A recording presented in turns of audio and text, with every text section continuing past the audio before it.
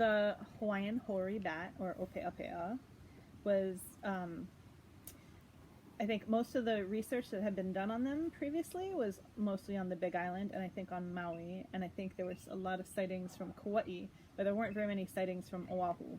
So kind of when more research started being done on them was when the wind farms were built, because they have to mitigate for any endangered species impacts, and that's an endangered species. So they started doing more surveying then, and a lot of the surveys, it's not like I'm going to go out and just look for bats, because that's not very effective. So they have various different types of bat detectors. I think one might actually be called the Anabat. And so they're audio listening devices, and you set them out, and you record. It records in frequencies that we don't hear, and then you run it through computer software. We don't do this. We sent it to somebody on the Big Island to do it. It runs it through computer software, and it identifies the sounds that are made by bats. So it can pick out like feeding noises versus just like flying by noises. Yep. It can't necessarily tell you how many bats, but it can tell you presence, absence. Correct. And so like if you're getting a lot of hits, then you would assume you're seeing that more it's bats. probably more than one bat. Correct.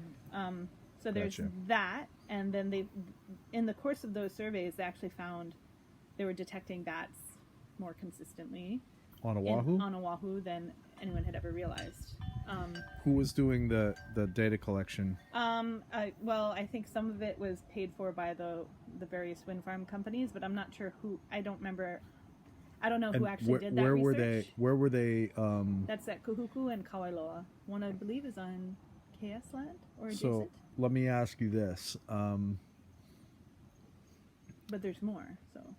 So is there kind of a dearth of information and knowledge about the ope'ape'a there's definitely on Oahu especially? Yeah, there's always going to be more room to do more research.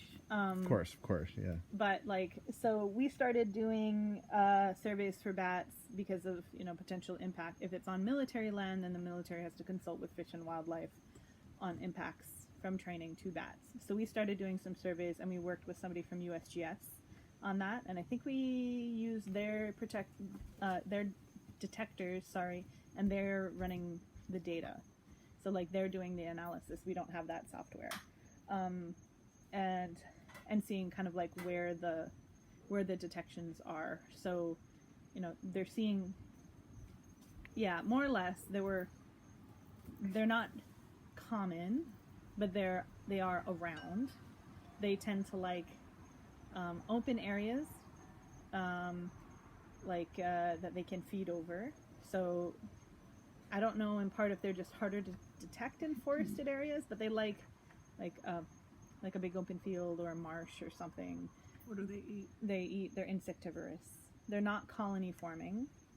So you're not ever going to see a whole bunch coming out of one tree or out of a cave or anything like that.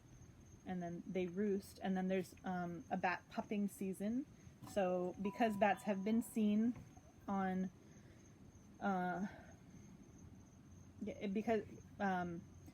so you're not supposed to disturb an endangered species. That can be considered a take, and that's a big fine, $5,000. Whew. Right? So it's not, it's not huge, not but stiff enough. But it could be pretty big. So several different agencies have started using, I don't know the name of the device, but it's like a thermal imager. So you, say for example, you wanted to cut down a tree, and you wanted to make sure it didn't have bats in it. You would have to go out really early in the morning, pre-dawn, and you use this thermal imager to visually inspect the tree and pick out whether or not there's a bat. So if there was a bat, then you could not cut the tree. So, because then that would be a take. And it's tough then because you're talking about a bat that doesn't move in a colony. Right. So it could be one bat in one tree. Right. Yeah, exactly. Gotcha. So that's something that during bat pupping season, which starts in July or June 1st, July 1st, one of those two, we have to do inspections of trees. We try not to cut down large trees during that time for all of that pupping season, because then that could be a take. But it's a little hard because we don't really know where all they're roosting on Oahu.